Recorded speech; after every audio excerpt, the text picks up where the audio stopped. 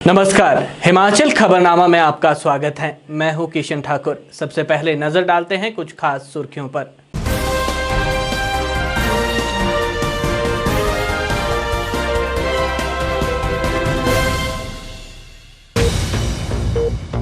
राज्यपाल राजेंद्र विश्वनाथ आर्लेकर और मुख्यमंत्री जयराम ठाकुर ने मकर संक्रांति के अवसर पर प्रदेशवासियों को दी शुभकामनाएं।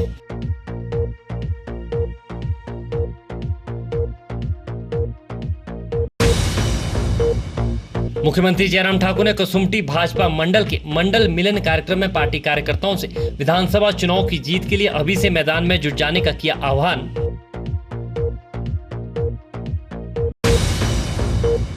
पंजाब में प्रधानमंत्री मोदी की सुरक्षा में चूक मामले पर प्रदेश कांग्रेस अध्यक्ष कुलदीप सिंह राठौर ने कहा, भाजपा इस घटनाक्रम पर राजनीतिक लाभ लेने का कर रही है प्रयास।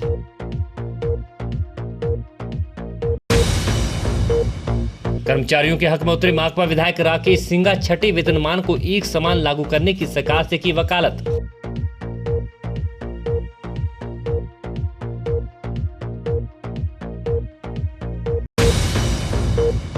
हिमाचल प्रदेश विश्वविद्यालय से एनएसयूआई के 3 छात्र नेताओं के निष्कासन के खिलाफ मुखर छात्र संगठन के कार्यकर्ताओं ने कुलपति के तानाशाही फरमान के खिलाफ कोर्ट जाने का किया ऐलान। धर्मशाला से भाजपा विधायक विशाल नेहरिया पर पत्नी ओशीन शर्मा ने फिर लगाए मानसिक प्रताड़ना के आरोप।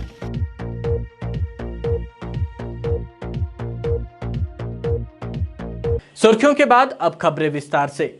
राज्यपाल राजेंद्र विश्वनाथ आर्लेकर और मुख्यमंत्री जयराम ठाकुर ने प्रदेशवासियों को लोहड़ी और मकर संक्रांति की शुभकामनाएं दी हैं। मुख्यमंत्री जयराम ठाकुर ने मकर संक्रांति पर लोगों को शुभकामनाएं देते हुए कहा कि इस त्योहार का ऋतु के अनुसार और धार्मिक महत्व है। उन्होंने आशा व्यक्त की कि ये त्योहार प्रदेशवासियों के जीवन में खुशहाली और समृद्धि लाएगा।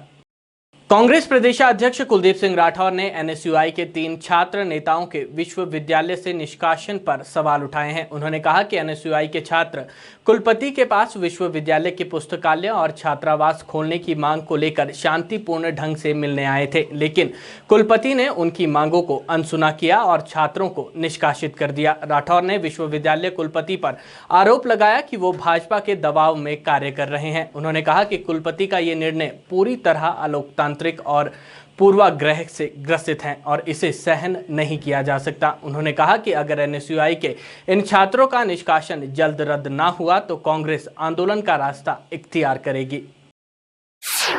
देखिए, ये लोकतांत्रिक कदम है। हमने काफ़ी अरसे से देखा है कि जो वाइस चांसलर है वो एक तानाशाह की तरह काम कर रहे हैं और एनएसयूआई के छात्रों पर अक्सर उनका कहर जो है वो बरपा रहता है। अभी हमारे जो ये छात्र हैं, 3 छात्र जो निष्कासित किए गए, ये शांतिपूर्वक ढंग से उनसे मिलने गए थे।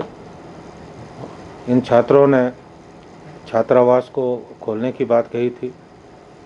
इन छात्रों ने जो लाइब्रेरी है जहाँ जाके छात्र पढ़ते हैं उसे खोलने की बात की थी।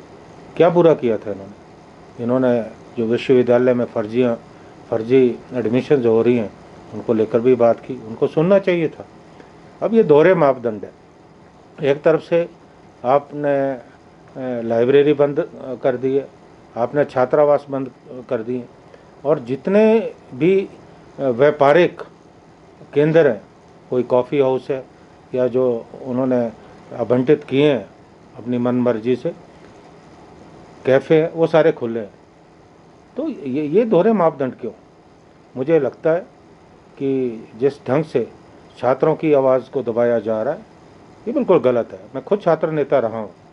मैंने खुद एनएसयूआई का नेतृत्व किया है प्रदेश में। आज से पहले कभी नहीं हुआ। विश्वविद्यालय में चाहे वाइस चांसलर हो और हो, छात्रों की बात सुनते थे, हमारी बात सुनते थे, लेकिन इस तरह से आज तक हुआ नहीं। और कांग्रेस पार्टी इसकी पूरी निंदा करती है और मैं चेतावनी देना चाहता हूँ विश्वविद्यालय के प्रशासन को, वाइस चांसलर महोदय को, कि इन छात्रों का निष्कासन रद्द करे। ये ना सोचे कि ये जो छात्र हैं ये अनाथ हैं। कांग्रेस पार्टी इनके साथ खड़ी है, हम इनके साथ खड़े हैं। इनका निष्कासन तुरंत वापस ले, नहीं तो हमारे पास सारे विकल्प जो है खुले हैं। देखिए, जो विश्वविद्यालय में गुंडागर्दी कर रहे हैं जो हथियारों के साथ चल रहे हैं उन पे तो कोई कार्रवाई वाइस चांसलर महोदय ने की नहीं। और मैंने वो वीडियो देखा है, मुझे कल आकर हमारे जो NSY के छात्र हैं उन्होंने मुझे दिखाया। उस वीडियो में कहीं भी ऐसी बात नहीं है जिसमें कहीं बदतमीजी हुई हो, शांतिपूर्वक ढंग से बात कर रहे हैं। तो NSY के जो हमारे छात्र हैं उनको जानबूझकर राजनीतिक कारणों के कारण, कोई राजनीतिक कारण है या उनके पूर्वाग्रह हैं, इसलिए जो है NSY के छात्रों को टारगेट किया जा रहा है।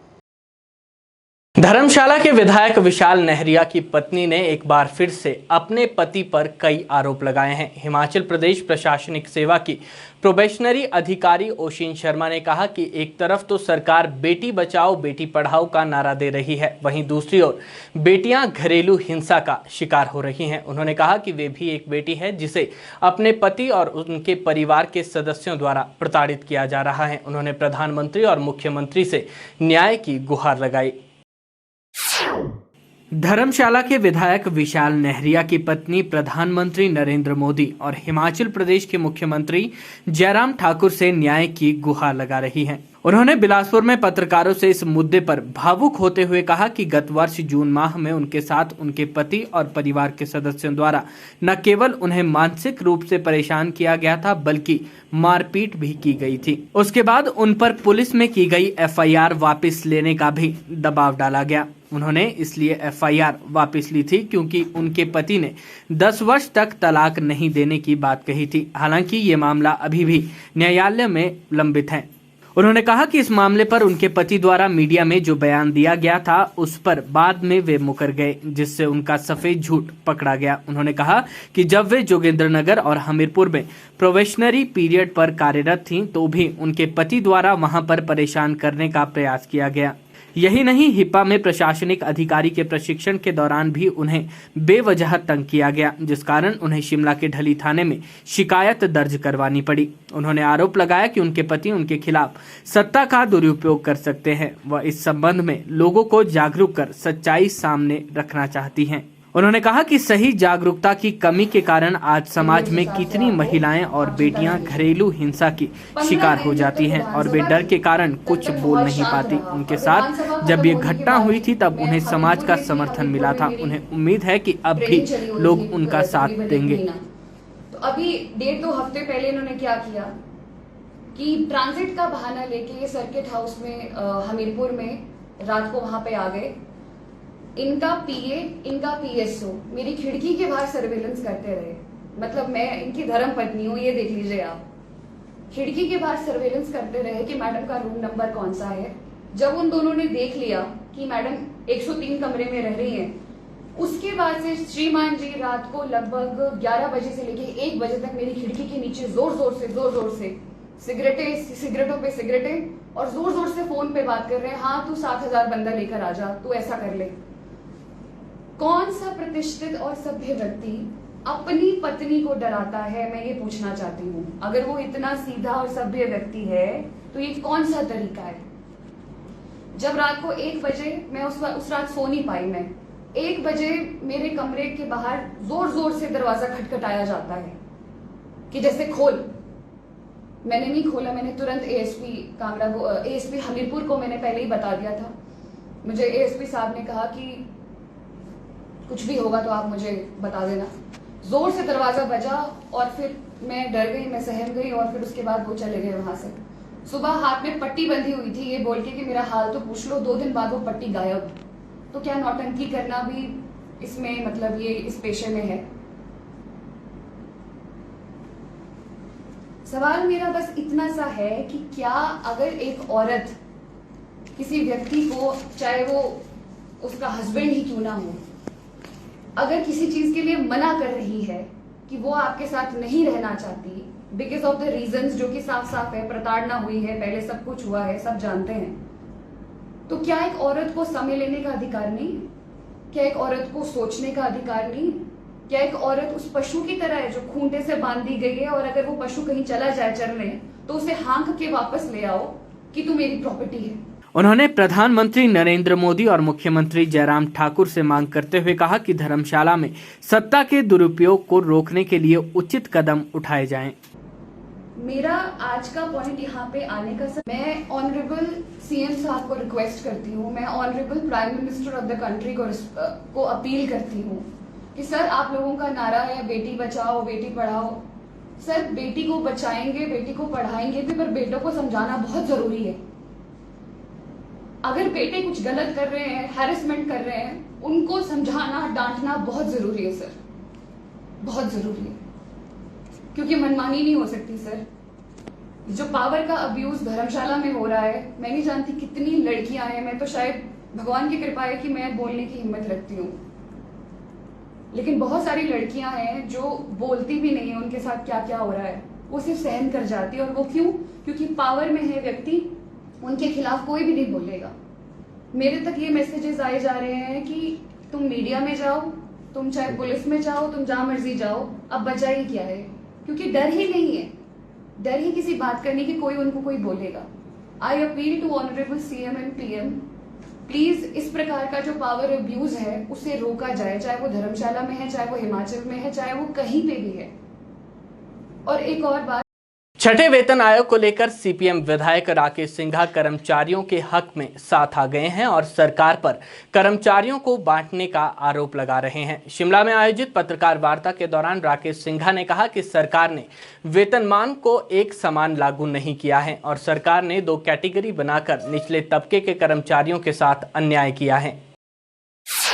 छठे वेतनमान को लेकर सीपीएम विधायक राकेश सिंघा कर्मचारियों के हक में खड़े हो गए हैं और सरकार पर कर्मचारियों को बांटने के आरोप लगाए हैं। राकेश सिंघा ने शिमला में पत्रकार वार्ता के दौरान कहा कि सरकार ने 4-9-14 का फॉर्मूला खत्म करके कर्मचारियों से अन्याय किया है। उन्होंने कहा कि प्रदेश ने पंजाब की तर्ज पर छठे वेतनमान लागू किया है, लेकिन इसमें केवल 2 ही विकल्प कर्मचारियों को दिए गए हैं, जबकि 2015 के बाद 15% हाइक का विकल्प भी कर्मचारियों को दिया जाना चाहिए था, लेकिन प्रदेश सरकार ने नहीं दिया। कर्मचारियों को फिर से एकजुट होकर इसके लिए आंदोलन करना होगा, तभी छठे वेतनमान का पूरा फायदा मिल सकेगा। देखिए, एम्प्लॉइज का मुद्दा आज केंद्रित मुद्दा हिमाचल प्रदेश में बन गया है और जिस तरीके से छठे वेतन आयोग के नाम पर, कमीशन के नाम पर सरकार और सरकार के तंत्र द्वारा ठगी ठोरी की जा रही है,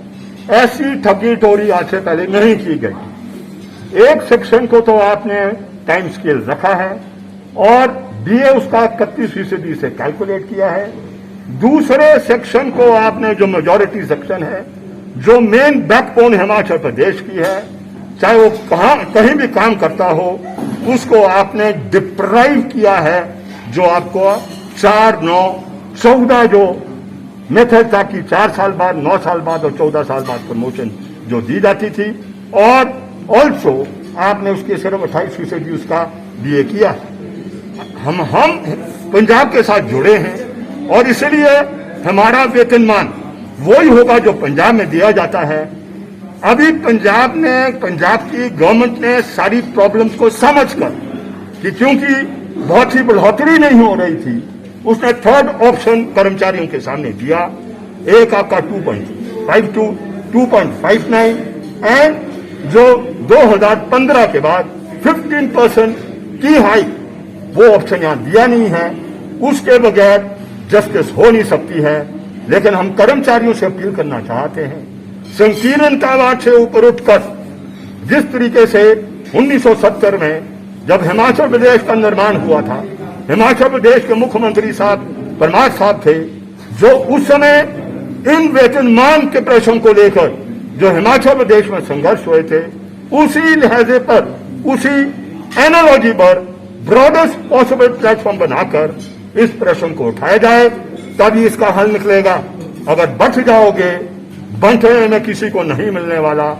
मैं पिछले 4 सालों से सुन रहा हूं कि पुलिस वाला हो रहा है। मैं 4 साल से सुन रहा हूं स्कीम वर्कर रेगुलर हो रहे हैं।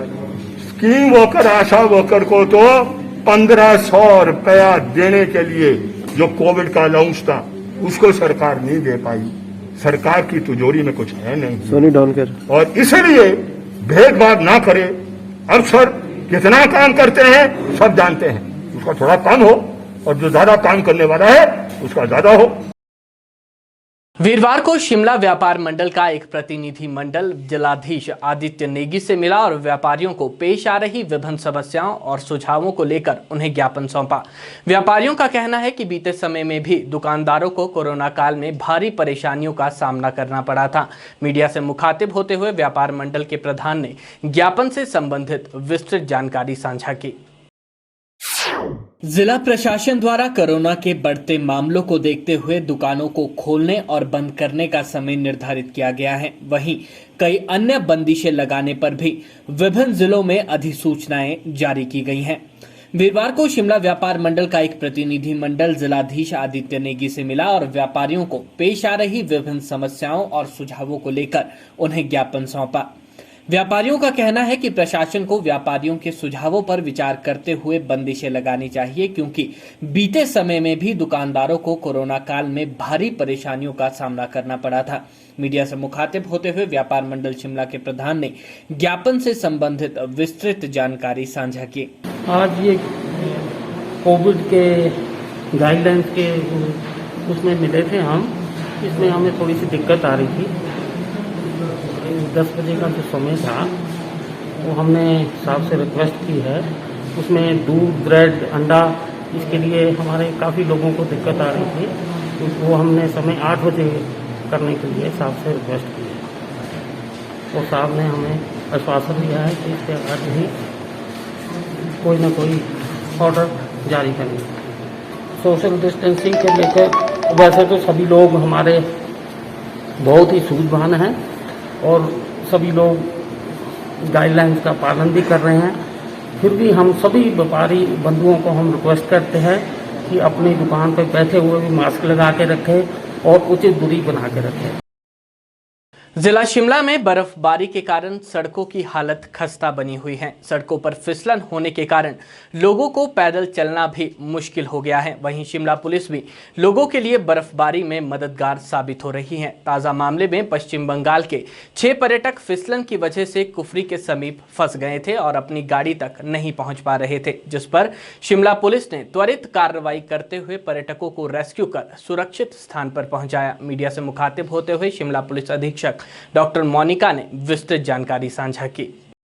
हाँ जी, इस साल शिमला में काफ़ी अच्छी बर्फबारी हुई है, जिसमें बहुत सारे टूरिस्ट आए हैं। जो टूरिस्ट बाहर से आते हैं, ये देखा गया है कि नॉर्मली वो पहाड़ी सड़कों पे या बर्फबारी वाली सड़कों पे चलाने के लिए एक्सपीरियंस नहीं होते हैं और काफ़ी बारी बर्फ में फंस जाते हैं। इसमें पुलिस ने 10 रेस्क्यू व्हीकल्स इस बारी हायर करके लगाई थी ट्रांसपोर्ट डिपार्टमेंट की तरफ से, और ये जो व्हीकल्स है ये लगातार लोगों को रेस्क्यू करी जा रही है, स्पेशली पिछले 1 हफ्ते में जब बर्फ बहुत बढ़ गई थी। कल भी एक ऐसा ही इंसिडेंट हुआ है जिसमें कुफरी चैल रोड पे हमने 6 लोगों को रेस्क्यू करा है पुलिस की टीम ने। देखिए, जितने भी टूरिस्ट आ रहे हैं, मैं आपसे यही गुजारिश करूंगी कि आप केयरफुली आए, पहले से बुकिंग करके आए और हो सके तो 4x4 व्हीकल में आए या कोई लोकल जिनको एक्सपीरियंस है वैसे ड्राइवर के साथ आए। पुलिस जहां जहां आपको इंस्ट्रक्शन दे रही है उसके हिसाब से चलें। अगर कोई रोड अभी बंद है या स्लिपरी है तो उस पर ना चलें, ऑल्टरनेट रूट्स लें। और मोस्ट इंपॉर्टेंटली, कोविड के केसेस बढ़ गए हैं तो कोविड प्रोटोकॉल का पूरी तरह से पालन करते हुए ही आए। मास्क हर समय पहन के रखें।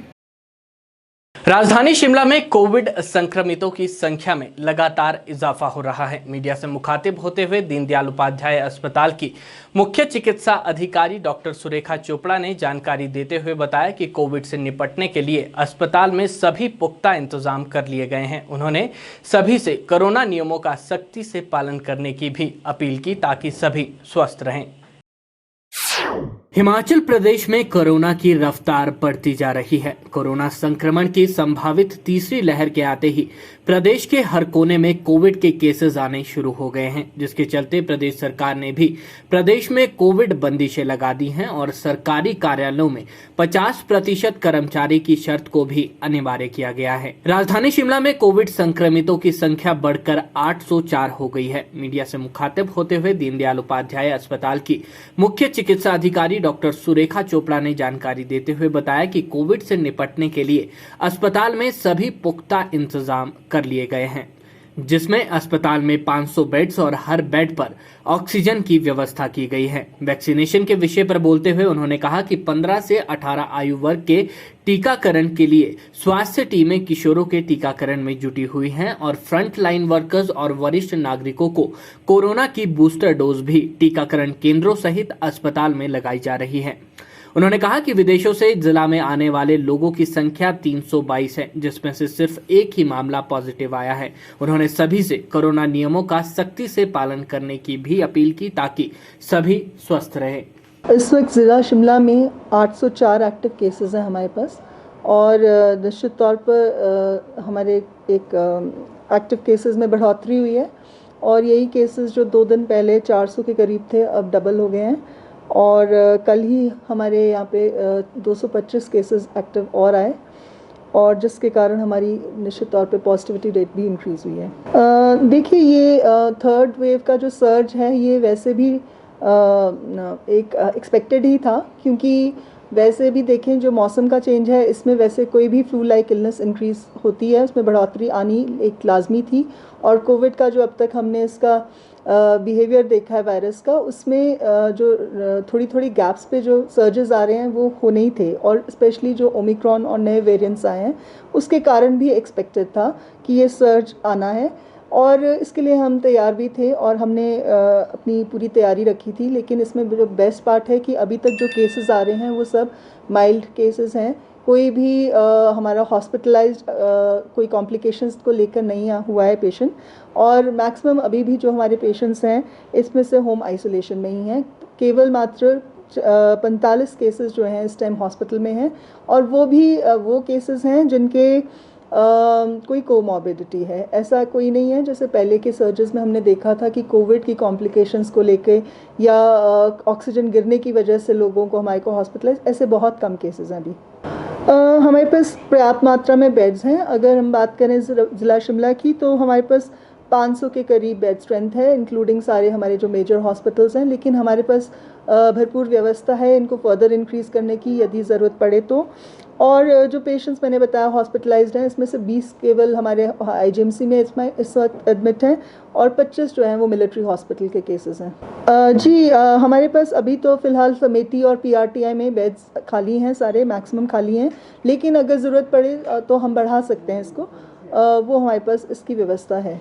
अब तक विदेश से आने वालों की संख्या 322 है जो 28 नवंबर के उपरांत यहाँ पे आए हैं और उनमें से केवल मात्र एक केस था जो हमारा पॉजिटिव आया था और शिमला का रहने वाला था वो निवासी, और उनकी हमने जो सैंपल है वो होल जीनोमिक सीक्वेंसिंग के लिए हमने भेजी थी एनसीडीसी, लेकिन अभी तक उसकी रिपोर्ट अवेटेड है। हमने उसके बारे में बात भी करी थी वहाँ पे, लेकिन वो बोलते हैं उसमें टाइम लगेगा। लेकिन उनका ये भी कहना था कि अब तक जितने मैक्सिमम केसेस आ रहे हैं ऑल ओवर इंडिया से वो मैक्सिमम ओमिक्रॉन है, तो हम उसके प्रोटोकॉल को फॉलो करते हुए उसकी एहतियात बरतें और वो हमने बरती है। अब जो वैक्सीनेशन अभियान चला है तो प्रिकॉशनरी डोज भी हमारी लग रही है। अभी तक हमने लगभग 400-500 के करीब कल तक लगा लिए थे और आज भी जारी है। आज इस वक्त हमारे 50 से ज़्यादा केंद्रों में वैक्सीनेशन जारी है और साथ में स्कूल के बच्चों की जो वैक्सीनेशन है वो सेशंस हम केवल स्कूल्स में ही लगा रहे हैं और हमारे एक्सपेक्टेड हैं जो हमारे को गवर्नमेंट ऑफ इंडिया से डाटा आया था और जो हमारा डाटा है वो लगभग हम 40,000 के करीब बच्चों की डोजेज़ हमने लगानी है और वो क्योंकि थोड़ा सा मौसम ख़राब होने की वजह से थोड़ा सा स्लो चला है, लेकिन हम निरंतर तौर पर उसको जारी रखे हैं। बर्फ़बारी में भी हमारी बाकायदा टीम्स जा रही हैं और सेशन साइट तक पहुंचकर चाहे बेशक वहाँ पे 8-10 जितने भी बच्चे आते हैं उन्हें हम लगा रहे हैं। सावधानियाँ वही सेम यूनिवर्सल प्रिकॉशंस हमें फॉलो करनी है। हमें हैंड हाइजीन मेंटेन करनी है, मास्क का प्रयोग रेगुलर तरीके से करना है, ये मानकर चलना है कि हमारे सामने जो व्यक्ति है, क्योंकि इस टाइम एसिम्प्टोमेटिक केसेस बहुत सारे देखने में आ रहे हैं जो पॉजिटिव आए हैं, तो उसको देखते हुए हम ये अगर मानकर चलें कि हमारे समक्ष जो भी व्यक्ति है वो पॉजिटिव है और उसके पॉजिटिव होते हुए मेरे को किस तरह की प्रिकॉशंस बरतनी है, अगर हम ऐसे करेंगे तभी हम अपने आप को बचा सकेंगे। और मास्क ना छोड़ें, अपना भीड़ भड़ाके वाले एरियाज़ में अवॉइड करें, स्पेशली जो इंडोर गैदरिंग्स हैं वहाँ पर उसको अवॉइड करने की बहुत ज़्यादा ज़रूरत है। हमारे इस वक्त 804 केसेस हैं एक्टिव केसेस आज की डेट में और जिसमें से 756 जो हैं वो हमारे होम आइसोलेशन में हैं। ये जो इंक्रीज़ है मामलों में, ये एक तो जो इसका बिहेवियर है वायरस का, उस वजह से भी इंक्रीज़ है, और सेकेंडली मेरा जो मानना है, क्योंकि ये मौसम की वजह से भी इंक्रीज़ एक लाजमी था। कोई भी जो flu like, influenza like, flu like जो भी इलनेस होती है वो इस मौसम, सर्दी के मौसम के चलते उसमें वैसे ही एक्सपेक्टेड होता है एक राइज, और वो ही राइज इसमें देखा है। ये कोई अनयूजुअल राइज नहीं है। हिमाचल प्रदेश विश्वविद्यालय में 3 छात्रों के निलंबन मामले में एनएसयूआई ने पत्रकार वार्ता के दौरान कहा कि विश्वविद्यालय ने तुगलकी फरमान निकालते हुए लाइब्रेरी और हॉस्टल को बंद कर दिया है। एनएसयूआई ने कहा कि कुलपति ने ये कार्रवाई बदले की भावना से की है। हिमाचल प्रदेश विश्वविद्यालय में 3 छात्रों के निलंबन पर एनएसयूआई भड़क गई है। एनएसयूआई ने पत्रकार वार्ता के दौरान आरोप लगाया है कि विश्वविद्यालय के कुलपति ने ये कार्रवाई बदले की भावना से की है। एनएसयूआई का कहना है कि एनएसयूआई के छात्र विभिन्न मांगों को लेकर कुलपति से मिलने की कोशिश कर रहे थे, लेकिन तानाशाही के बल पर 3 छात्रों को निष्कासित कर दिया गया। एनएसयूआई के प्रदेश अध्यक्ष छतर सिंह ने कहा कि विश्वविद्यालय ने तुगलकी फरमान निकाला है, जिसमें लाइब्रेरी और हॉस्टल को बंद कर दिया गया है, जिसको लेकर एनएसयूआई जब कुलपति को ज्ञापन देने गई तो सत्ता के नशे में चूर कुलपति ने एनएसयूआई के 3 छात्रों को निलंबित कर दिया। उन्होंने कहा कि ये कार्रवाई बदले की भावना से की गई। छात्रों का कहना है कि कुलपति ने गलत तरीके से अपने बेटे को पीएचडी में दाखिला दिया, जिसके खिलाफ एनएसयूआई लगातार आवाज उठा रही है। इसी के चलते कुलपति ने ये कार्रवाई की है। छतर सिंह ने कहा कि कुलपति हिमाचल विश्वविद्यालय में भ्रष्टाचार को बढ़ावा दे रहे हैं। उन्होंने कहा कि विश्वविद्यालय में शिक्षा के स्तर के साथ भी खिलवाड़ किया जा रहा है और विश्वविद्यालय में हिंसा फैलाने वालों के खिलाफ कार्रवाई नहीं होती। उन्होंने कहा कि एनएसयूआई इसका कड़ा विरोध करती है। सर, जो एनएसयूआई के छात्र साथियों का निलंबन हुआ है, इसका जो मुख्य कारण है, एनएसयूआई के छात्र साथी गांधीवादी विचारधारा पे चलते हुए छात्र हितों की आवाज उठा रहे हैं। एनएसयूआई के छात्र साथियों ने लाइब्रेरी ओपन करने की बात कही, हॉस्टल ओपन करने की बात कही, पीएचडी में जो अपने बेटे को फर्जी एडमिशन दी उसकी बात उजागर करने की बात कही। इसके अलावा जो फर्जी रिक्रूटमेंट हो रही है, आप देख रहे हैं कि पुलिस की भर्ती अभी एक्सटेंड कर दी गई है, बड़े बड़े इंटरव्यू भी एक्सटेंड कर दिए गए हैं। कैबिनेट में भी डिसाइड हो गया कि भी कोविड नियमों का पालन किया जाए, लेकिन रिक्रूटमेंट को लेने के लिए जब आपने देखा कि जो यूनिवर्सिटी एडवर्टीजमेंट थी जो साक्षात्कार की, वो 31 दिसंबर 2020 को एक्सपायर हो रही थी। उसके बाद उसको 6 महीने के लिए एक्सटेंड किया, जो जून 2021 तक, और उसके बाद री एक्सटेंड किया जो दिसंबर 2021 तक। उसकी वैलिडिटी जो है दूसरी बारी भी उसकी एडवर्टीजमेंट की अवधि वो खत्म हो जाती है। लेकिन अवधि खत्म होने के बाद 2 बारी आपकी री एडवर्टीजमेंट पोस्ट की गई। उसके बाद भी आप जनवरी में 2022 में इंटरव्यू ले रहे हैं, जो सरासर आपको पता है। आपके माध्यम से बताना चाहूँगा कि आप ऐसा बताइए कि आप ऐसा क्या कर रहे हैं जिसमें अपने लोगों को, चुनिंदा लोगों को जिनकी योग्यता नहीं है, अयोग्य लोगों को भर्ती किया जा रहा है। अयोग्य लोगों को इसलिए भर्ती किया जा रहा है क्योंकि हिमाचल प्रदेश विश्वविद्यालय के जो कुलपति है, वाइस चांसलर साहब है, वो खुद अयोग्य है। जिनकी शैक्षणिक योग्यता पे, जिनकी जो है आपके पढ़ाने की योग्यता पे, जिनके प्रोफेसर की योग्यता पे पहले से सवालों के कटघरे में है, वो इस बात से डर गए हैं कि कहीं ना कहीं एनएसयूआई बातों को सबके सामने लाएगी, जनहित में लाएगी, जनता के सामने लाएगी। इस तरह से आवाज़ को दबाने के लिए हमारे छात्र साथियों को निलंबित किया गया है। और अब आपको बताना चाहूँगा, हिमाचल प्रदेश विश्वविद्यालय में जब दरार चलते हैं, जब तेजधार हथियारों से 2 छात्र संगठन लड़ते हैं, तब उनको कुछ नहीं किया जाता है। जब हिमाचल प्रदेश विश्वविद्यालय में अयोग्य बीसी के लिए एनएसयूआई आंदोलन करती है तो एनएसयूआई के छात्रों को बैन किया जाता है और दूसरे छात्र संगठनों के जो मुख्य है उनको मुख्य अतिथि के रूप में किया जाता है। हिमाचल प्रदेश विश्वविद्यालय एक छात्र संगठन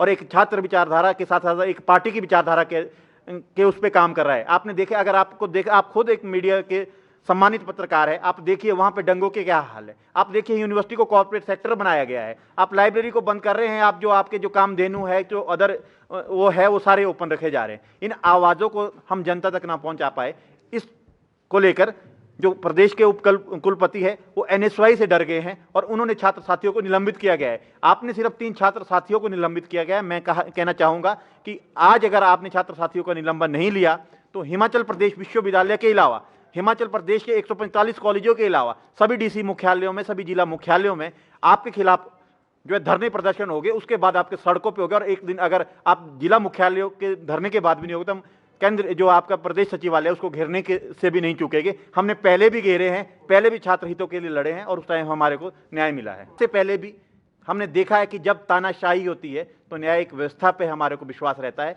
और हम जा रहे हैं और आपको दावे के साथ कह रहे हैं कि भाई हमारी बातों में सच्चाई है। आप खुद बताइए कि अगर विश्वविद्यालय में लाइब्रेरी के खोलने की आवाज़ उठाना गुनाह है, छात्रों के हॉस्टल की आवाज़ गुनाह है, तो इस मुहिम को लेकर हम अगर न्यायालय जाएंगे तो हमें न्यायपालिका पे भरोसा है, वो हमारे छात्रों का एक्सपल्शन भी देंगे। और आपके माध्यम से कहना चाहूँगा, अगर एक्सपल्शन नहीं रिवोक नहीं हुआ तो आने वाले समय में हम सड़क से लेकर सचिवालय तक घेरेंगे और इसके जो जवाबदेही है मुख्य तौर पर जो है प्रदेश के मुख्यमंत्री और वाइस चांसलर साहब की होगी।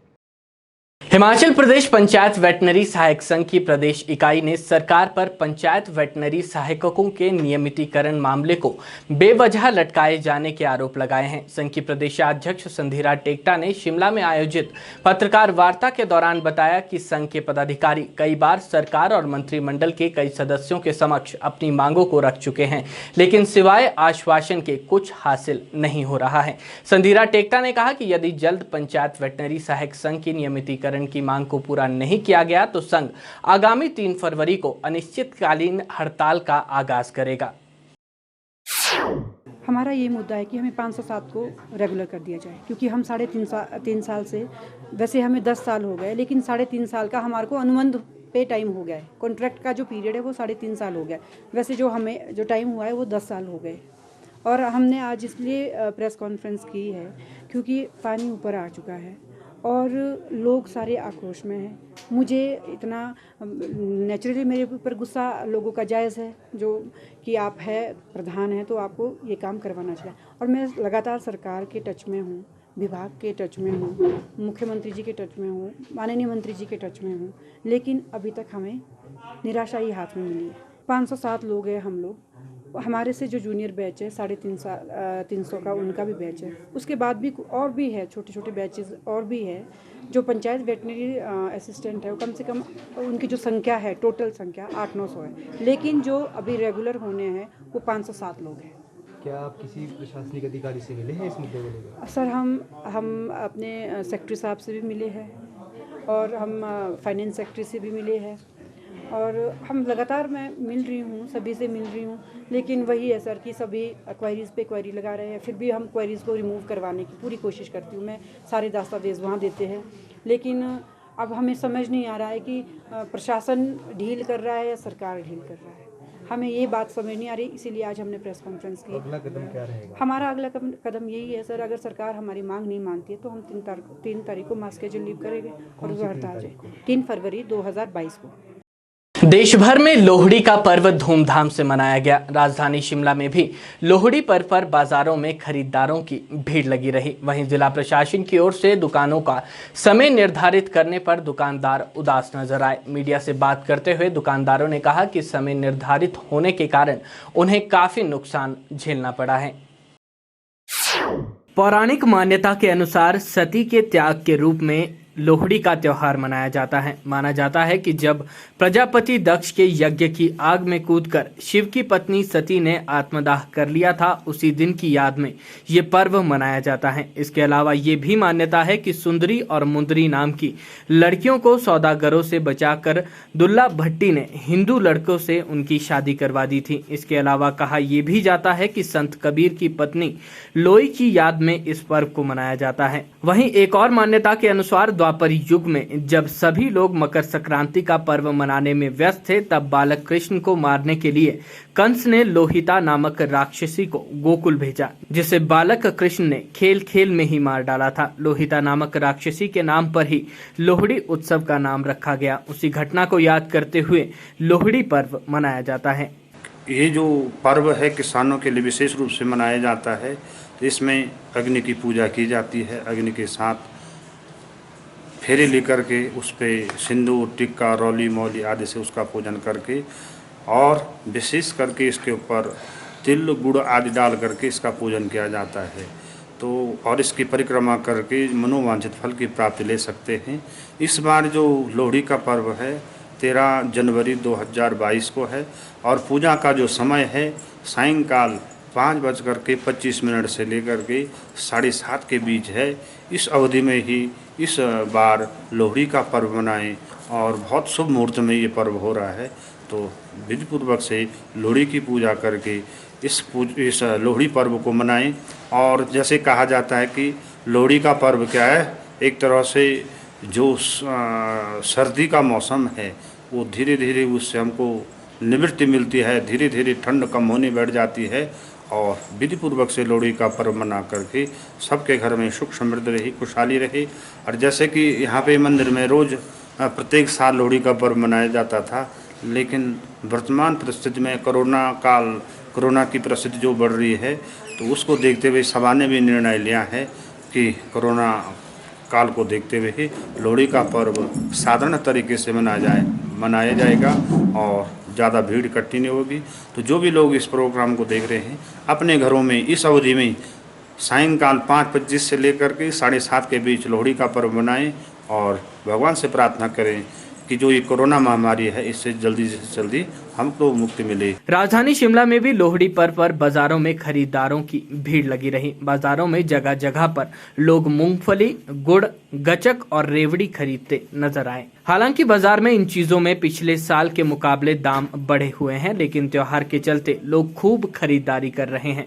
बाजार में दुकानदारों का कहना है कि जिला प्रशासन की ओर से सुबह 10 से शाम 7 बजे तक दुकानों के खोलने का समय निर्धारित किया गया है, जिससे दुकानदारों को काफी नुकसान उठाना पड़ रहा है। सबसे पहले सबको लोहड़ी पर्व की शुभकामनाएं।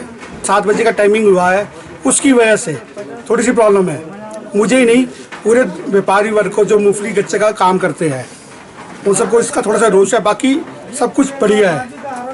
हिमाचल प्रदेश में हुई बर्फबारी से जहां कई समस्याएं उत्पन्न हुई हैं, वहीं किसानों और बागवानों के लिए बर्फबारी वरदान साबित हुई है। सूखे मौसम के कारण बागवानी से जुड़े सभी कार्य प्रभावित हुए थे, जिससे आगामी फसल पर भी प्रतिकूल असर पड़ने की संभावना बढ़ गई थी। बर्फबारी के बाद से बागवानों ने पौधारोपण, तौलिया बनाने और खाद डालने का कार्य तेज कर दिया है।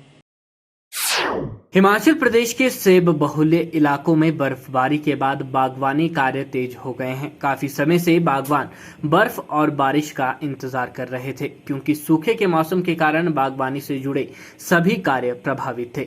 इससे आगामी फसल पर भी प्रतिकूल असर पड़ने की संभावनाएं बढ़ गई थी। अब बर्फबारी और वर्षा होते ही भूमि में नमी बढ़ गई है। बागवानों ने पौधारोपण, तौलिया बनाने और खाद डालने का कार्य तेज कर दिया है। बागवान पौधों की काट छांट, पेस्ट आदि लगाने कार्य में जुट गए हैं। बागवानी विशेषज्ञ के अनुसार वर्तमान में हुई बारिश और बर्फबारी से सेब और अन्य फल पौधों को चिलिंग आवर्स आवश्यकता पूर्ण करने में मदद मिलेगी। मीडिया से बात करते हुए ग्रामीणों ने बताया कि ऊंचाई वाले इलाकों में बर्फ और निचले क्षेत्र में बारिश से भूमि में पर्याप्त नमी आ गई है। ऐसे में लोग नए पौधे के लिए गड्ढे खोदने, पौधारोपण, पौधों की काट छांट के कार्य में व्यस्त हैं। तो आजकल कटिंग का सीजन चला है, कटिंग, प्रूनिंग, काट छांट होती है पौधों में। तो उसके बाद जैसे मोटा कट है कहीं या कैंकर लगा है, उसमें पेस्टिंग का काम चला है। पेस्ट कुछ तो जहाँ सूख गई है टहनी किसी कारणवश, उसमें मोटे कट में पेस्ट लगाते हैं ताकि वो आगे ना सड़े। और बाकी कैंकर लगता है, कैंकर लगने से बीच में कई बार प्रूनिंग हम गलत कर देते हैं, जिससे कैंकर फैल जाता है और वो इसकी खाल सूख जाती है एक साइड से, तो उसको हम प्रॉपर छील कर उसमें पेस्ट लगाते हैं। मौसम आजकल बहुत सुहाना है और हाइटों में बर्फ़ पड़ी है, लो हाइटों में बारिश आई है, इसलिए लोग अब अपनी खेतीबाड़ी के काम में लगे हैं।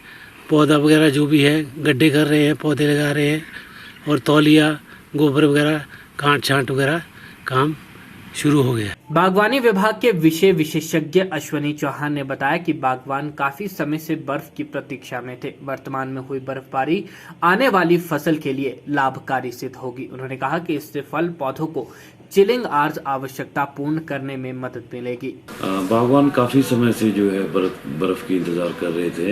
इससे जो है जमीन में नमी भी रहेगी और जो सेब की जो रिक्वायरमेंट, जो चिलिंग रिक्वायरमेंट जो होती है वो पूरी हो जाएगी इससे। और बागवान जो है अभी जो है तौलिए बना सकते हैं, बेसिन भी होते हैं और ट्रेनिंग प्रूनिंग का जो प्रूनिंग जो है वो भी कर सकते हैं। बर्फ़ पिघलने के बाद जो है खाद डाल सकते हैं। राजकीय वरिष्ठ माध्यमिक विद्यालय दाड़लाघाट में आयोजित 7 दिवसीय एनएसएस शिविर का वीरवार को समापन हो गया। समापन अवसर पर बरियाली पंचायत के उप प्रधान कृष्णचंद भट्टी ने बतौर मुख्य अतिथि शिरकत की। इस मौके पर शिविर में भाग लेने वाले स्वयंसेवियों को स्मृति चिन्ह देकर सम्मानित किया गया। राजकीय वरिष्ठ माध्यमिक विद्यालय दाड़लाघाट में पिछले 7 दिनों से चल रहे एनएसएस शिविर का समापन वीरवार को हो गया।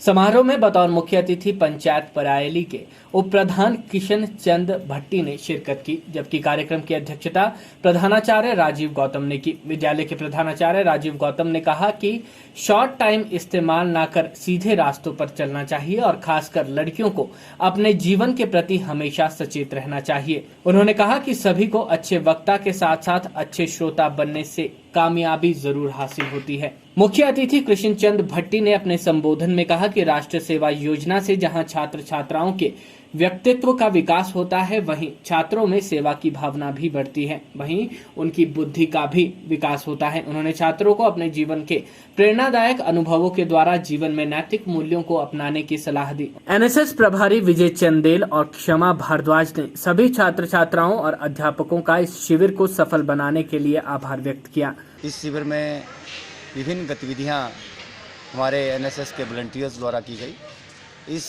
शिविर में हमारे 56 टोटल एनएसएस वॉलंटियर्स ने भाग लिया, जिसमें हमारे 34 गर्ल्स और 19 बॉयज़ इसमें लगभग रहे।